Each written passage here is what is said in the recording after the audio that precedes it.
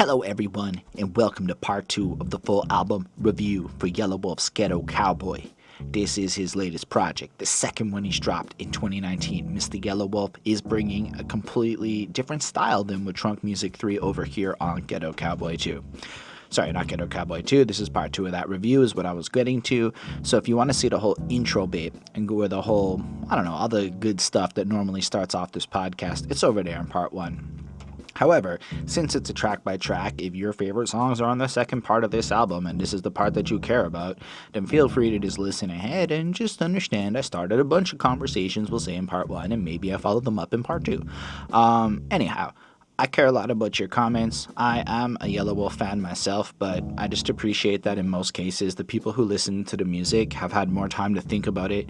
You're often going to be watching this in the future, where more time has passed since its release, more details have come out, etc. You've had time to have more revelations, so your comments really mean a lot to me, and I look forward to reading every single one of them. However, sometimes it's just cool to get a comment because it's like, it just tells you that people were listening. And on part 1 of the review for Yelawolf's Ghetto Cowboy, JJN107 says this: for my town in New Jersey, I assume, they had Halloween on Thursday, but the next town over is having it on November 1st. And that's in response to my comments on Montreal trying to delay Halloween. So here's what happened. Montreal was going to have a real rainy Halloween, but the news report for the weather posted rain, and it posted violent winds. The violent winds were pretty bad. Those started at about 5 in the morning. So the mayor had received this message and didn't necessarily pay attention to the times of date of these respective winds, assumed it was going to be super windy and super rainy, really unsafe. That wasn't exactly what the weather report said, so meteorologists are baffled, according to the Montreal Gazette, that this actually transpired, but she decides to postpone Halloween to the following day when the winds were hella bad and like half the city lost power. And I'm like, damn, that's a real bad look, is all I'm trying to say. She's getting a little lampooned over on Montreal social media. I digress. I just wanted to share that with y'all, like a follow-up if you've been watching these Yelawolf videos, because I brought it up and this awesome person commented in response. Like, it's cool. I was curious to know if this was just a here thing or if people move holidays all over, if that's a real thing that goes on. I digress. That's not really probably what y'all came for. So on that note, track 8 of the album is called Renegade. So I actually just made a blunder. It's called Renegades with an S. Anyway, I like this track. It has a cool vibe to it. It definitely has that more, I would say, pop-esque country feel, but like hip-hop. Almost like this song is meant to appeal a little bit more to the country fan side of his audience, is my assumption. Maybe I'm wrong. Y'all can let me know your opinions on that. But it definitely has a different type of singy feel to it than we've gotten previously on the album, which is a positive point because it means we're not getting redundancies here. This track is basically a re-release of one off of his 2016 project, Hotel, which was basically launched along with the Slumerican labels kind of, launching up. I didn't actually hear that project, but I went back and I listened to the version that existed on that album where the whole thing was produced, I believe, with Jim Johnson, that Hotel project. And here we have Yelawolf flipping up the sample bit that does the intro. So in this time, it's flipped to this beautiful haunting lady thing, and she's going, sometimes I feel like a loaded gun, sometimes I feel like I'm one in the chamber, ready to get shot out, just one in the chamber, like a loaded gun. Now, if we think about the whole first half of this album so far as being a retrospective look at Yelawolf's past, kind of the environment and the world that shaped him into the man he is to today, it's almost like this kind of flips into maybe more of a present day tone. And now that we've gotten the context of where he's been, we're a little bit looking at where he's at. Maybe I'm wrong, but it feels like this is more like we flip to the present day. Like, I like to look at these albums a little bit like movies, and maybe I look a little bit too much for the story element of it, but I do believe this album carries forth one of those story-esque feels to it in the regard of the youth versus to him getting older now. Either way, this is part of the process, but he's got both wheels on a Harley blazing a trail in the sun rays. Me and this lady, man, it's like a church on a Sunday. I'm off my rocker, but rock and rollers, my papa raised me up like this gasoline. Billie Jean was my mama. And here we have a lady that comes into the equation, and there's a few songs in a row that kind of look at the lady. And I don't know if this is his ex-wife, or if it's maybe the relationship with hip-hop. Many rappers will use the love thing to be kind of the relationship with music or their fans or things like that. It's a good metaphor. I did look into his marriage situation, and I was so pleased to find out that this past September 2019, he married Fifi Dobson. And that's crazy, because if you're Canadian like me, there's a good chance, and you're like 31 like me, there's a good chance that you're going, whatever happened to Fifi Dobson? Because she dropped all these singles back when you were in high school. Anyway, so she married Yelawolf. That's what happened to Fifi Dobson, which is pretty damn cool. I liked her vibe. So what did you think of Fifi Dobson? Anyway, so it has this like singy vibe to it, kind of like portrays the situation. It's like he's rolling with his lady, but maybe he's a little bit off, and you can almost feel like there's this genetic disposition that based on his environment, we can tell he's going to be a hot mess, you know? And that makes total sense, and he's done an eloquent job so far on this album, kind of putting together the narrative of his context, and I think it's interesting, right? Because I don't think we get a lot of authentic looks at this, well, the redneck side of the southern world. I don't mean that disrespectfully. I don't know if that's a bad thing to say in this climate, but I mean, Yelawolf is kind of giving off a bit of that vibe on this project. Not necessarily entirely, but if you're a stereotypical northerner, that might be the way you look at it. Anyway, moving along. I kind of like when he goes, broken hearts turn to spoken art, my blood is like lava. Apparently had something with blood art, and I looked into this when he did his name change in 2016. I don't know, or whenever he did the name change, maybe it was the year after. So if y'all know about his blood art and his name change, I'd be curious to learn more about that. It's something I'm going to Google after I do this review, but I didn't have a chance to look into it, but I wanted to just bring that up because I don't know if it's related to it at all. But in a sense, you have that line where it kind of still has this passion invoked from the imagery he's using.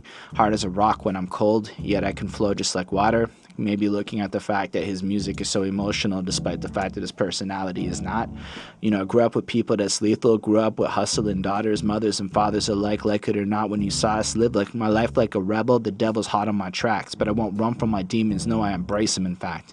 And I like that, because of the chaos of his environment, the fact that women is savage too, the fact that all these different little things laced up, that he's got maybe some demons that he's dealing with, but instead of running, he's going to embrace them, and he's going to kind of set an example almost of, I guess, being a man in that regard, you know, like, this is my problems, but I'm not going to run from it. Like, that to me sounds mature as fuck. So remember my spirit when this American flag waves from entrepreneurs to losers, users, and runaways. And that's like my favorite line right there, because it's like a rallying cry to the outcasts that want to hustle and grind. It's not just the outcast, you know. I mean, it's inclusive to everyone, but the fact that it's both the outcast and the people on the grind who honestly just turn into outcasts, because if you try to be on the grind all the time, you're not going to relate to your average person. So I like that, you know, from entrepreneurs, losers to users and renegades, for factory workers, servers, and hustlers, all the same, single mothers and others, nobodies, prisoners, no names, from entrepreneurs, losers to users and runaways. And you feel like this, the chorus grabs this whole vibe of togetherness and anthemic feel of, like, you can just picture everyone singing it at the crowd, but like it includes anybody that, you know, would probably end up being a fan of a guy like him. And I like that kind of stuff. And I feel like I'm trying to become an entrepreneur. I've been perceived as a loser, debatably a user, and I want to be a renegade. So I like it. It would really hit many points of life where I can relate to, and that's pretty interesting. And I like it just feels like this blue collar on the grind anthem, but like, trust, the white collar is turning into the blue collar in a degree. We can talk about that at a later point. But yeah, second verse, alcohol in my system to face the system of living. Oof. We know that Yelawolf has struggled with the alcohol demons. I believe he's sober now, or he was sober for a while. I don't know if he currently is, but still, writing about it, you can tell this is a man who has struggled with some stuff.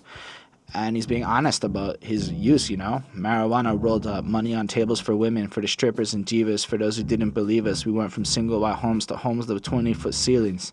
You may say you hate money. Money isn't the issue. In all of your bullshit, you bullshit me and I miss you. And it's interesting here, like, I love this part. So he contextualizes almost the growth, and like, when you have money, maybe you're gonna end up doing a bunch of stuff, like, you know, balling out. And then there's a lot of people who do say they hate money. and believe that money is the root of all evil. Even though the Bible quote is, "For the love of money is the root of all evil," meaning it's the lust of money that is problematic per se. But on the other hand, people do just hate money like it's inherently a problem, although money is a tool, and if you come from poor, money is a gift, and it gets you to better places and gives you more power than it ever had. So I look at this and I'm like, damn, it's power. And then he goes, all your bullshit, you bullshit me and I'll miss you. So if you come at him with that, he's just not going to interact with you. And I love the way he's putting it down. There's this authenticity to his passion, and I really like it. Anyway, I'm in the booth for my family. Yes, I'm holding you down. Keep pressing play and every day. And if they hate, let them hate. Believe in you. That's all you can do. So fuck what they say. And then the whole remember the spirit. So it puts it like, yo, I'm going to just keep doing me and living life the way I'm supposed to be living, to the values I think are important. And people are not going to like that. And the truth of the situation is, a lot of people don't like it when you try to live to your values. I've had anecdotal experience recently where there are just people who dislike me or distrust me or think I'm malicious simply because I try my best to improve myself and grow, and it can come off disingenuous to a certain group of people who maybe can relate to the other side of how I used to live. But it's not. It's just me on my grind. That's what I do. And so sometimes people will misinterpret that into hatred. And I feel like when you look at a guy like Yelawolf, who has such a weird presence in the music industry, I can see how he'd end up feeling a little bit like a loaded gun. But I like this track a lot, but I like it more from like a respect point of view. It is just not 100% what I would like throw on. I actually sent it to my aunt who lives down in Nashville, and I wanted to know what she thought about it. Like, is this like somewhat appealing to her? It's not my cup of tea sonically, but it's still a really cool song that flows over the course of the album, moves it all along. So I had to give it a 4.35. Like, it's as talented as anything else. It's just country isn't 100% my vibe, and I feel country vibes from that one. Anyway, let's move on to the following track, So Long. So this song does another little song elongation trick to dodge that third verse, because as I pointed out, basically if Yelawolf is the sole artist on a track, it's 2 verses for life on this album. There are some 3-verse examples. They are featured guests. They're coming up real soon. But yeah, that's kind of my main, I guess, negative point on this album is I really like his third verses in general. I like his ability to craft a fuller song.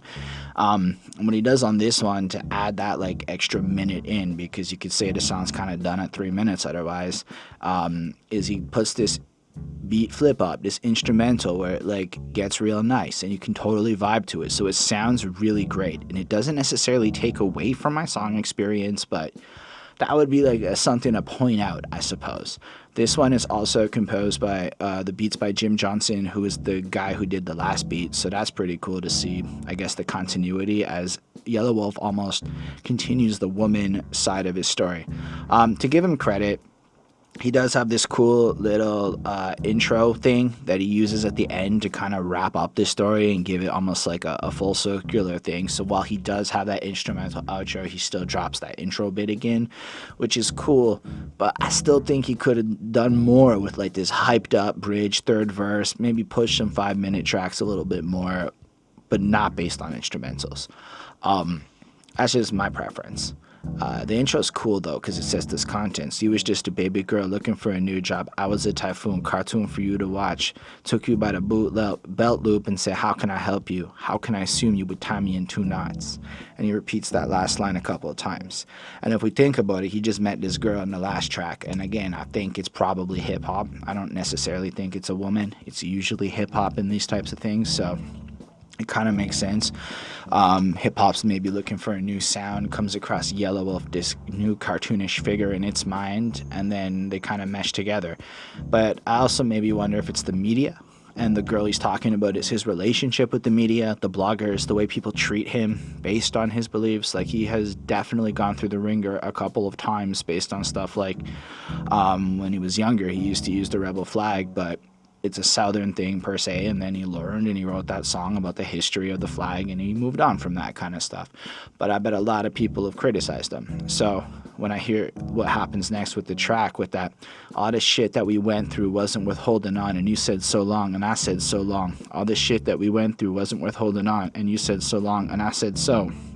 And it's interesting, right? Because we look at like this relationship with me, with like, I guess his fans or music, or with a person, or with anything that you put trust in. It gets to a point where maybe it's toxic and you can't keep pursuing it effectively. You do end up at that point where you're like, okay, maybe we should end this thing. And so it kind of feels like this mature end of relationship situation, but like here he is kind of lamenting or reflecting on it. And in Renegades, it kind of sounds like it was a tumultuous situation. It doesn't necessarily go out positive. You can tell he's got his situations that he's been dealing with. And I think in this track, as let's say he's moved past that older life, or maybe it's an attachment, or maybe the you is like his older self. Because part of that, he wanted to change his name thing, is that he wanted to kind of rebrand away from this Yelawolf figure. He was sober. He was going through, I guess, a transition into something new. So maybe he's almost talking to his past self on this album. Maybe I'm reaching, but I would love to hear your thoughts on it. Either way, the verse kicks in, and I think the verse is hype. I feel like the chorus is weird, and it's very theatrical and eerie and dark or whatnot.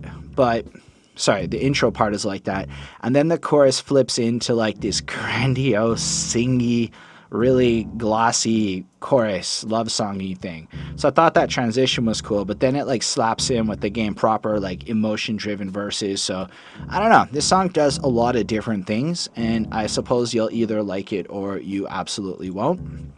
I'm not the biggest fan of the sound of the chorus, but I absolutely love the sound of the rest of the song. As an example would be My Feelings. The verses are pretty proper, like into that emotional honesty kick. You must have been sick of my shit and I never seen it. You must have saw a demon that slipped and got between us. I thought I was invincible to you inside my zenith. I thought I told you to leave and you know I never really mean it. Now, good idea, a fucking genius. Leave the one person behind whose love for you is the cleanest.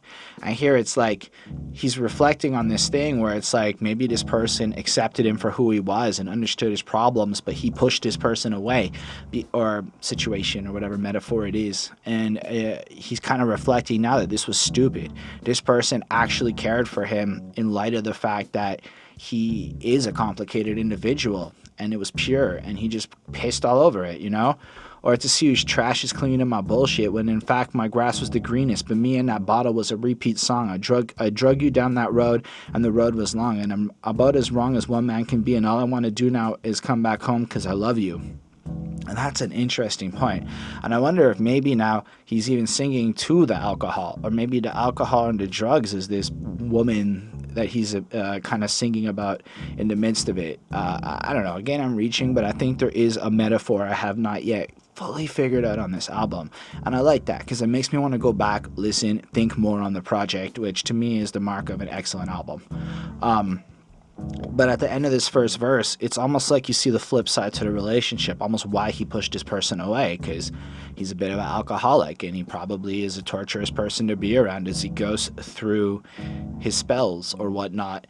And now that it's kind of past that, he's looking back, and he's like, I want to come back to what it was. I love you. And then goes into the chorus where it adds this layer of context now, and you appreciate why they're broken up, what wasn't worth holding on to, and we realize now it's him in his broken state that he was in, and now it's like he's kind of reflecting again. And the second verse, it gets harder and more intense, and like the beat picks up in like a crazy way, and he's like, 99 bottles of painkillers gone, all gone, 99 reasons I gave you to leave me alone, 99 days in a slump, 3 months and no call, I got 99 problems and I'm the reason for them all.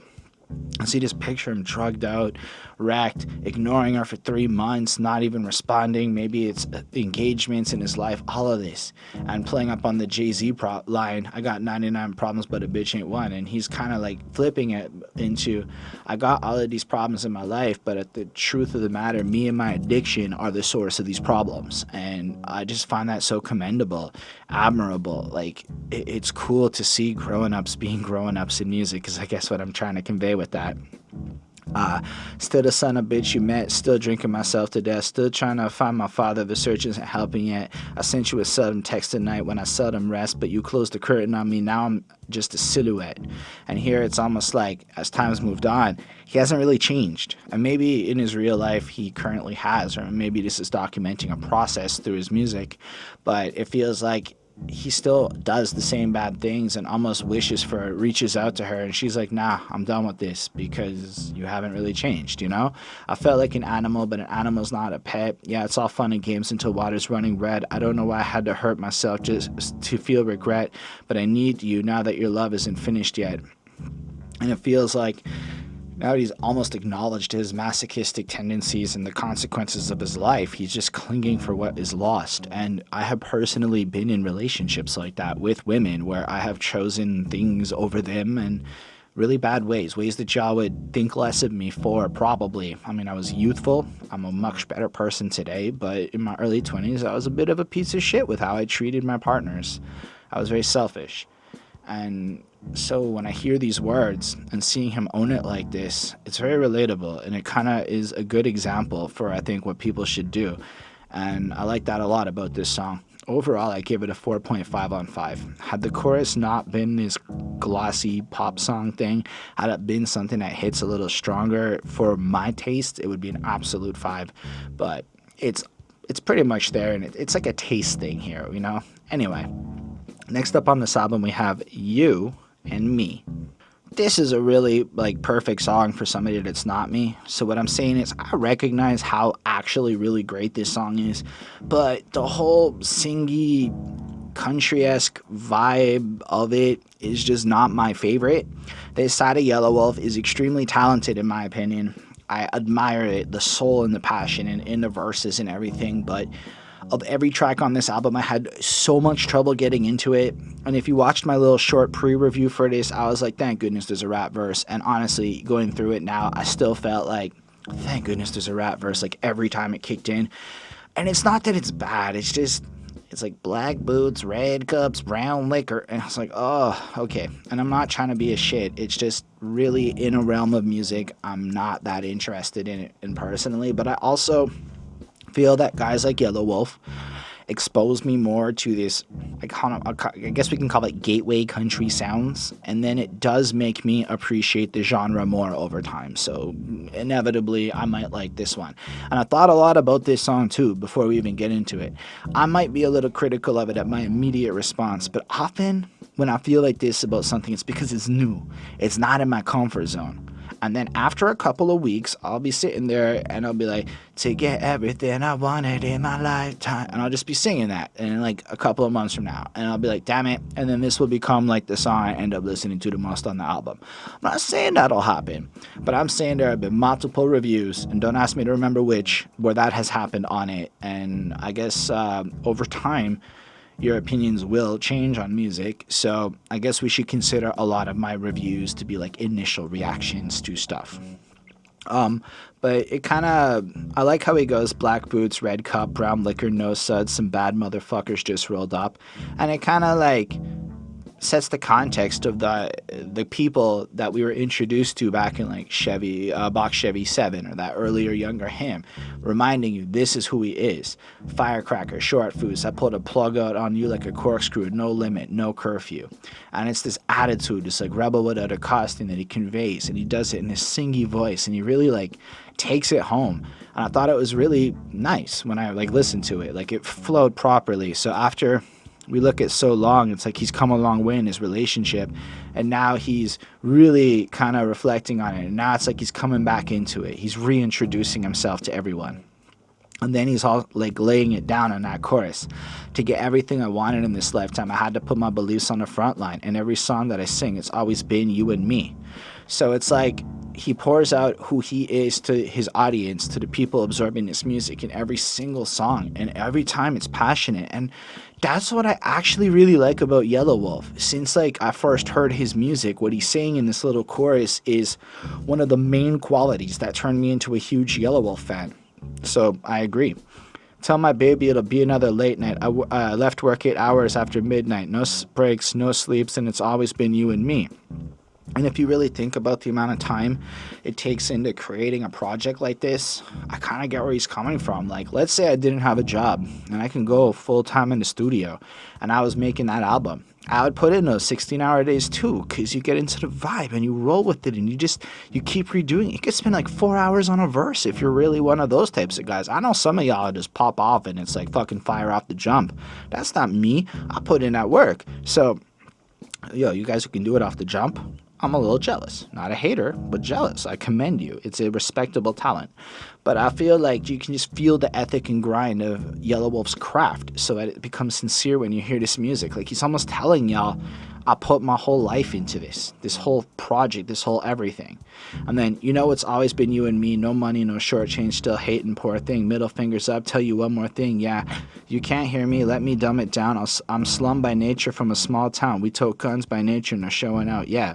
So I think this is kind of talking a little bit about the relationship with the rest of the world, maybe again his persecutors or the haters that he gets, because he is so different than what everyone expects. He's from a small town, he's a slum kind of guy, he has spent his whole life being real to the person that he is. Like, look, I'm in Montreal, my whole world is different than Alabama. I started talking with these Alabama guys recently. Yo, we do not perceive the world the same way. There is this Alabama-ness that is not the same as the Montrealness.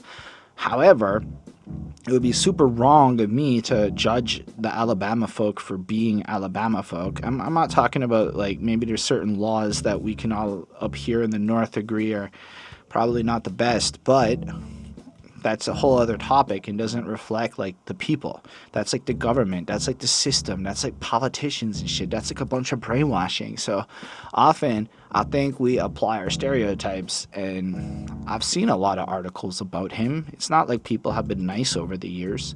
I like his music, though. That's what's up. Anyway, he kind of lays it down in the simplest terms. And then the chorus kicks in again, which is really nice. And then we get this blasted third verse, which is dope. He spits like the kind of slower, tricky rap where like he really holds down the rhythm pattern properly. Like a raven over the grave, I get lost over the page. Like, understands almost like couplets of how he's spitting it. I'm in tune with my spirit, doing shrooms, trip for days, 18 with the bat and the projects with the rats, white boy with the blast from the sticks across the tracks, rock and roll, rolling stone, daddy left his pistol home. And again, it paints down this picture of where he's coming from. He's from this little redneck vibe, hung up with these dudes. He's not necessarily like you, other people that are maybe consuming his project. And then he kind of like had some troubles and he took it out on writing songs and he poured his heart and soul out, put the seed under the dirt, which is a good line because God gave him water and had his sons and daughters. So seed being like his music career, it's blue, but also, when you blast inside a lady and it turns into a baby in a good way. He prayed and prayed harder. Now I work hard and I play harder. So he went from having that faith, because that's a kind of what I take from pray. It requires faith in himself. And now he grinds and he like gets to enjoy the fruits of his labor. I visualized, put thumbtacks over outlines when they said I was out my mind, and I put more goals in the pipeline. This is my time. So there's something about him that he got like put in a mental institution from his stepfather. This is related to his name change. I really didn't have a chance to look into it, but it almost sounds like people doubted his vision, and now he's doubling down and making it proper. And I really respect where he's coming from, because often when you have a vision and when you go and do something, like maybe you want to leave shady records, maybe that makes some people who are going to benefit off of you feel like their paycheck's going to get hit and they're not interested in pursuing your artistic endeavors. I don't know. I'm supposing or applying suppositions here. Either way, sonically, this is not my favorite song on the album. I respect it. I give it a 4.35 because I respect it and I think it's really well made. It's definitely feels a little bit more like it's also in the present in terms of the story arc. Like we've moved into the present day and he's reflecting now on the current situation based on the past. So anyway, 4.35. And next up is a complete featured guest. Yelawolf's not even there. It's a message from DJ Paul. This is like a goofy thing to me. You have DJ Paul. Basically, it's like one of those voicemail ones where they either fake it in the studio or it's like an actual voicemail that DJ Paul left for Yelawolf. DJ Paul is signed to Slumerican, so it makes sense that they're homeboys right now.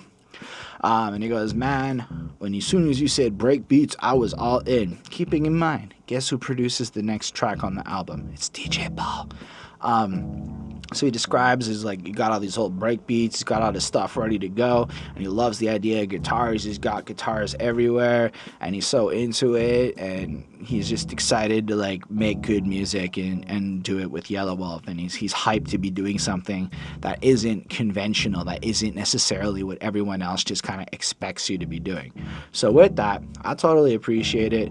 I really dig what is happening here. It's almost like a cosign from DJ Paul in a cool way, but it was more goofy to me than something I'd really want to listen to, and it's the only really skip-worthy moment on the album for me.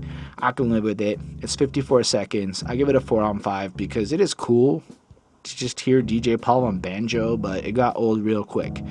Anyway, next track to me, spoiler alert, Country Rich is a banger. I really like this one. This is one of my favorites on this album, like a standout, because I know I'm maybe not great at exemplifying which ones I actually like the most, but this one was amazing. What DJ Paul and Tawai exclusive do on the beat are absolutely amazing. Like, it's just such a fun. It's such a good beat. It's such a good beat. It justifies the skit that we just got. Yelawolf does some intro, and right here on Genius, there's question marks in the lyrics. And I agree, I don't fully understand what Yelawolf is saying, but it kind of like hypes him up, like I'm on fire, need an ice bucket, stop, drop, and roll, I think I heard. Gets you a little bit hyped up for this track. But then when the verse kicks in, and it's almost like the way the timing works, half the verse is this intro, and then Yelawolf just kind of flows into it. And from a compositional point of view, I really enjoyed that effect. But yeah, Texas concrete under my tires, creek water in my flask take me higher. And he has like the tires, and the hires is like effects bouncing off the line, and I kind of like how he does that with the rhyme. It's a cool way of doing things. It's a cool way of doing things when every line isn't A at the end of it all. Creek water again being his brand of whiskey, so it's kind of like he's promoting his own shit, and he's getting fucked up on his own whiskey. Like, there's got to be a boss feeling to getting messed up on your own stuff. Maybe that's why so many people like growing certain products and then consuming it. I get it now. Yeah, give me that Jack on the first and keep it wild till I tire. I said somebody's name and Mr. Bob Dubalina. I don't know what the hell that means. Come pick me up my mossy oak. And I think that's a play on a shotgun. I might be wrong. I don't really know. Unless it's something else entirely. And take it to the cleaners. That's fine. I don't really get the lines.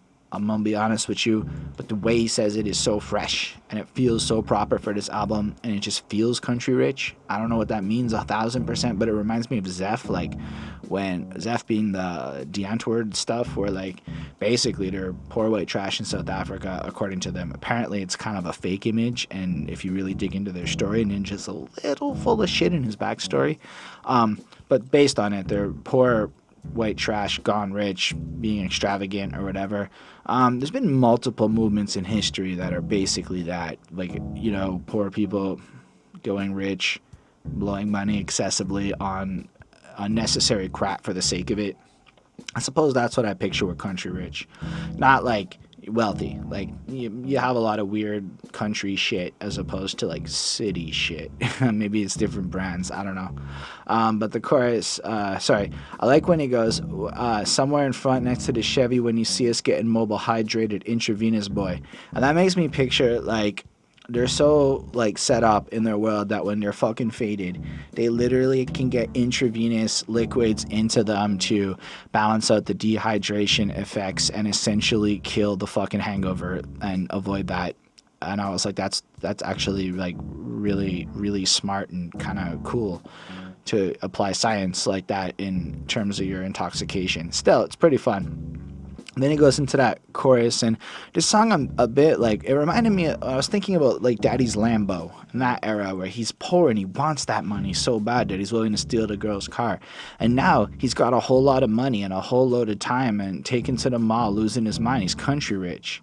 He's buying up the bar. He hope he doesn't mind. He's country rich. Like, he's just got nothing to do with all his money, so he's not even sure how to handle it. And I suppose based on what state you're in, like $1 million goes a lot farther, I believe, in a place like Alabama than say it would in a place like New York. So if you're in a place where stuff doesn't cost as much, land is cheap, things like that, like, you're balling on a lot less money than, let's say, other people. Then that second verse is just dope, you know. Stuff 50 racks in a can of empty Pringles, put quarter sacks in plastic bags of a pink flamingo. Just vibes, the way he hits it in a completely different tone. And just the imagery paints it up. It adds this realism, like, I'm not going to the bank. This is how I deal with my money, you know. Burning so much rubber, I caught the emphysema. Catches a smoke-related disease from firing up the donuts in the parking lot with his car. And then, you know, he's too hot for the cop, but I'm too hot for the chopping block. B-boy, like I'm popping locking. Just feels like his attitude is proper. He doesn't give a fuck in the right kind of way, and he does what he's got to do. Him and DJ Paul team up, and then it just ends in a pretty dope way. It's not like I have to read the rest of it. It's just fly. It's just enjoyable to listen to. And then DJ Paul comes in with the third verse, and he brings that flow that basically every time I've heard DJ Paul rap, he has, and I really like it. You know, in front of projects and pirates, to me, riding in the finest. I'm a country rich person. I finesse before I finance. I get calls from the finest, even though I might decline it. Got your bitches' pictures in my iCloud, not the climate. And just kind of flosses, like, I'm the shit, and you're not. It doesn't do a lot more for the rest of the verse, but it still sounds like ridiculously fly. And I suppose if you're going to go on about being the shit, you have to have the bravado and the level of confidence that DJ Paul brings in every line that he says. Like, I believe that he believes every word he says. That's all I'm trying to say. I love my favorite line in his verse, though, is, please excuse my country grammar. Got me feeling like I'm Nelly. Nelly's Country Grammar is the first rap CD I ever owned.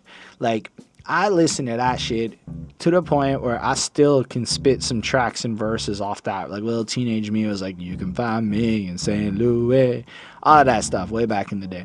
I like that song about his mom at the end of the album. We're probably going to review that one day. Still, I like that line because I like Nelly's Country Grammar.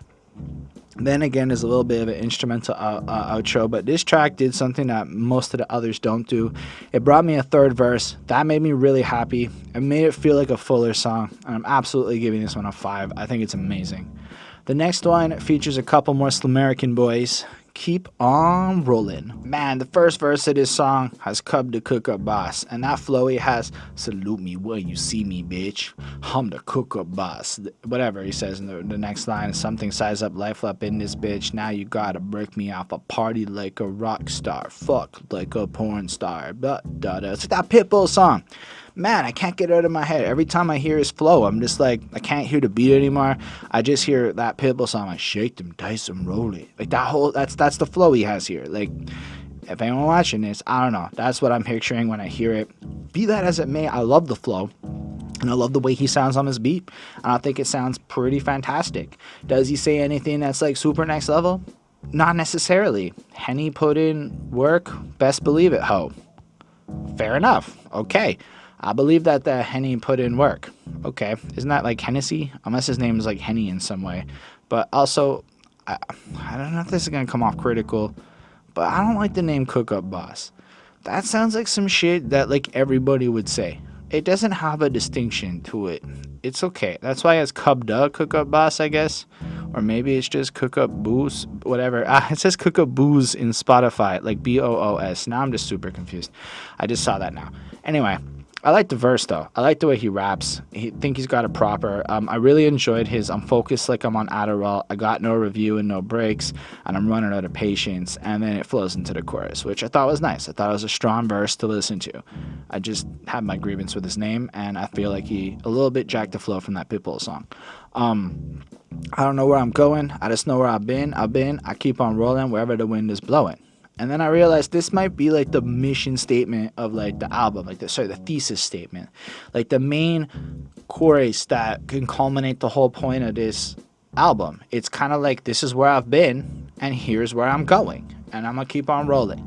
And Slumerican having his team here, having these guys on this track this far in the album, it reflects a bit of the present, but what's actually going on in his world, who he's probably gonna go on tour with, the situations he's setting up, and I find that really cool. Big Henry comes in next, and look at all this blood on my hands, look at all these hands on my plate, people that say they real, they be the first ones to hate. I'm like, that's really true. Actually, that's a really true start to your verse. I respect that. He owns up to the fact that there are probably consequences. Like, I have done some bad things to get to where I am, and it's almost impossible to achieve success in your life without doing a couple of bad things along the way. And then look at all the hands on my plate. But after that, when things are going in, all the people getting the hands on and trying to do some stuff. And then when you really think about it, it's the realest ones that turn out to be ones that come at you hating it. The people who go on at length about how real they are often haters in disguise, trying to convince you of some campaign or another. Which is why people probably find me disingenuous in my efforts to be different than I used to be. Look at all the shit in my life. Did a lot of dirt to get stripes, but at the end of the night, still need more than sacrifice. And that's just kind of reiterating the fact that he put in that work, and maybe it was less noble than people might like, but the whole point of this is to grow and to be more than sacrifice. And I appreciate that desire for almost residuals, almost like a real game, like something bigger than what you are. It's almost like if the ends can justify the means, then it's worth it. I don't know. I like the rest of the verse. I like when he goes, must be in my DNA, the way I keep this shit straight, fistful every day, clips fools every day for whoever want to play boy and busting out the gate. He's kind of got that grind down to the core, down to who he is, and he's ready to go. Then Yelawolf comes in with his whole verse, and to me, it's just really dope. He freaking spits in that first part, and it just has this great vibe to it. Lyrically, it's okay. I don't really think I have a lot to deal, like hard white like a coke deal, rolling with the spoke in the front wheel, hardly in the wind, I'm tuned in. It's alright, it vibes super well. But what really caught my ear in terms of interesting is sharp as a sickle, dripping broken, wish you would, and iron, hoping like a creek to an ocean eventually connects. I found my way into that wave and wrote it with respect. So that's important because after all of his adventures and journeys, he ended up getting to a point where he can approach hip-hop with the respect of how to do it right and maybe not necessarily piss it off. Now, some of these country boys are rapping but have no intellect, no introspective on the genre, just out here for that check. But fuck the world, I'm no lie detector, and if your conscience does not affect you, then find investors. Monetize the lies you perfected. That's a slippery slope to no end, but hey, that's the way it goes then. After the show, they close in when you're burning the wick at both ends. So when you're on your grind doing your own shit, you maybe come to see some inconsistencies, and I think he's commenting on this bro country rap shit that's popped up a lot. There's probably a lot of people just across all genres who are jumping on hip-hop today. I mean, this isn't just like fake. You can listen to the guitar companies talk about how teenagers aren't buying guitars anymore. And you can go look at how all the emo shit is now kind of hip-hop. And a lot of people, I think, are jumping on hip-hop because they perceive it to be like an easy way to get money. A formulaic genre where you can kind of pop out bangers and hits. And something I can relate to Yelawolf is being a white rapper. And in that, you have some choices. You can offer respect to the culture and the genre and understand it and learn how to navigate it so that when you do create for the culture, it is hip-hop. It is something that, you know, the community can appreciate your adherence to the craft, your understanding of the dynamics of it, how you've studied the greats and looked into what makes the greats and all that. Like, if you do all this, your hip-hop is going to come off a certain way. And if you don't, it's going to come off like you in it for the check. And I believe that to be true, having gone through this journey on this YouTube channel here. And a part of it is to understand the culture. That's why I started reviewing albums. It's to understand better. Anyway, so I appreciate him kind of pointing in that you can basically be a sellout, but the long-term plan of being a sellout is not very good. And he's not that. And he put in his time and his work. And especially with that whole scandal related to the, rebel flag situations and people coming at him for being a white rapper, but potentially perpetuating racist symbolism in his music. So with that, I do believe he really understands the fine line of what he's doing and why things are what they are. And I have a lot of respect for him for being able to still approach that from the perspective he's done, but also pointing out that he's going to keep doing what he's got to do with this world. And I gave this another 4.5 on 5. I really like it a lot. A great track, and it flows into the last one on this album, the longest song on this album, Ghetto Cowboy. Basically, the whole song rhymes motherfucker. Now, I'm not trying to hate on that. I actually don't know how I feel. I think he pulls it off and it sounds great, and this is actually one of the best songs on the album too. Really up there. On the other hand, I'm not sold that this is the right choice. At least in the second verse, there should have been another word that he did. But really, I feel like this is Yelawolf's grievance with maybe the people he was describing at the end of it. So in hip hop, as I've come to understand how it all ends up flowing, is basically if you're a real one, the fake one's gonna come at you proper, and you're gonna have some maybe grievances. And given what it is, this is like Yelawolf shooting back. So he's described like up until this point is almost his rebirth, right? His past flowing into some of the more present situations, culminating on like his real like riding in Four Horsemen style closing track, the Ghetto Cowboy. This is the guy on the front cover. This is the dude that is today ready to murk your shit. And just the way he starts it, like, yeah, back from the dead, motherfucker. Hold up, you hear the gun cock and shit. Back from the dead, motherfucker. And just kind of letting you know that what you thought you knew, whatever, he is here. He is in control. And this must be like such a super significant moment for him as well, considering he basically is on his first solo produced album in terms of not being attached to a record like Shady or whatever. Since like 2010, I think he was signed to Shady. So this is probably super huge for him. Guilty for killing these stale motherfuckers. Look straight at the judge. That's what I said, motherfucker. So, you know, basically playing up in a cool, clever way. He fucks up other rappers because he is inventive and he does new shit in ways that other people don't. And that probably makes other styles look boring. It does for me. Good call, Yelawolf. Blowing on, it just keeps going, like bounce back on two legs, motherfucker, got shot with a silver bullet, ate the lead, motherfucker, sleeping on me, go back to bed, motherfucker, shoot till the water runs red, motherfucker, I'm the son of a gangster, because remember, we listened to that first track with the Mama Wolf, and she's fucking fierce, son of a gangster, you scared, motherfucker, and it just comes in, just feels so hard, every line gets delivered with that. I think one of my literal favorites on the entire album is better leave the talking to Ted, motherfucker, because Ted talks and shit, which is a cool bar for a geek like me, but also says the point of don't run your shit unless you're an expert who knows what the fuck you're talking about, which I'm not saying I am, but I'm also praising Yelawolf. I don't see how he watches this review and hates on me for this one. And then MWA, yeah, motherfucker. And I think this is again his efforts to rebrand himself. Those are his actual initials. This is where I kind of learned about the story being put in the psych word is because of some genius annotators over on this track who commented on that, and I thought that was super interesting. And I wonder if in the future he does end up dropping Yelawolf and rebranding in a completely different initial name. Apparently some people were against that idea. It's probably a weird business move, but at the same time I do also believe Yelawolf is actually just big enough to get away with that, in my opinion. I at least would still follow him regardless to what artist name he uses. Then you just got that chorus, the Ghetto Cowboy, and lets it resonate with that ghetto repeating, letting you know that this is who he is. He's ghetto, he's a cowboy. It's both sides of his life put together. He's the culmination of these two worlds. And then he comes back in the second verse is a little more pat myself on the back because I'm killing it. Yeah, now I'm feeling great, motherfucker. Prom steak is on the plate. Went from selling that mixtape to headline 100K. 808s, motherfucker. I served the bass. Tell hip-hop it's a new day and that rock and roll pace, you know? And he kind of, again, doubles down on who he is, what he's doing. He's going to keep working. He's going to keep grinding. He's down here with no breaks. MWA. Yeah, motherfucker. And then it has the Ghetto Cowboy chorus again. And then like almost 2 minutes instrumental. But, as much as I want to criticize it because third verse, you heard the speech already, it actually is really nice. It plays up in a couple of different... It's like a guitar solo, there's some violins, it kind of evolves, and it's a just non-static experience. It just feels like a complete ending. It feels like this whole thing was a movie, and that like cinematic credit rolling scene is that instrumental at the end of this album. I really, really like this song. I think if it wasn't for the complete repeating of motherfucker, which to give him credit, he tone flips the use of motherfucker from something negative in a way where fuck you, I'm gonna come at you, to something more positive like fuck you, I'm flossing. That is clever. Still, I feel the way I feel about repeating words like that the whole time.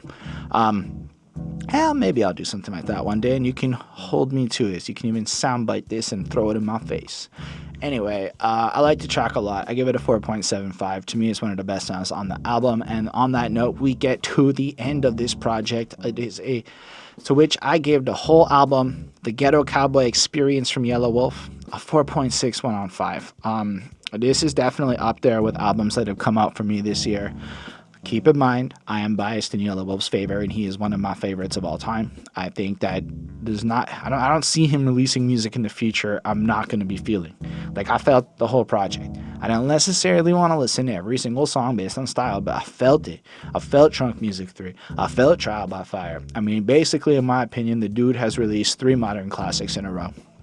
3 albums in a row that I perceive as being top quality and different vibes. So you got like Trial by Fire and Ghetto Cowboy, which drive this more story-driven narrative arc, and you got Trunk Music 3 for to put that shit in your car and bounce moves. I think it's incredible the amount of diversity he shows, and I love the story element of this album from the beginning with Mama Wolf, when we get of where his mom is like, down into the whole flow of the type of person he is, his past, his attitude, his whole raison d'etre as he flows into kind of how the game has treated him and how his relationship is with things until he culminates into his big triumphant return on Ghetto Cowboy. It is awesome. I would also love to hear what you thought about this project, what you think about any of the songs on this album, what you thought about this review, anything like that. You know how it is. So let me know in the comment section, and I'll make that effort to answer you and to get back to you, and we can have a little chit chat down there. As long as you keep commenting, I'll keep answering. Like the video if you did. Subscribe to the channel for more reviews if you're down for that. We'll have some other stuff coming soon. Chris is on his way over here to record for the new Westside Gun project. So that'll be fun. You'll get another review from Chris real soon. And yeah, on that note, special thanks to the patrons: Ismail Gadamsi, Chris Prado, Jonathan Barnes, DJ Black, Hurricane, Linda Williams, and Coney Sparks. They're dope. They support what we do, helped us get a new camera. They helped us get on all the podcasting stuff. They're going to help us get on the Squarespaces and all that. And it really makes a huge difference. So if you want to support us and you want to see us get to the point where we can bang out more reviews, put in even more work, do them even better, that's the best way you can help us evolve to the next level, just like Yelawolf did. I also dropped a project myself. It's Holden Stephan Roy, The Alternative Grind. You can check that out on all your favorite platforms. Pick a platform, it's there, and if it's not there, let me know and I'll figure it out. Also, I'd love to know what you think about it. Anyway, enough of the self-plugging. Live long and prosper.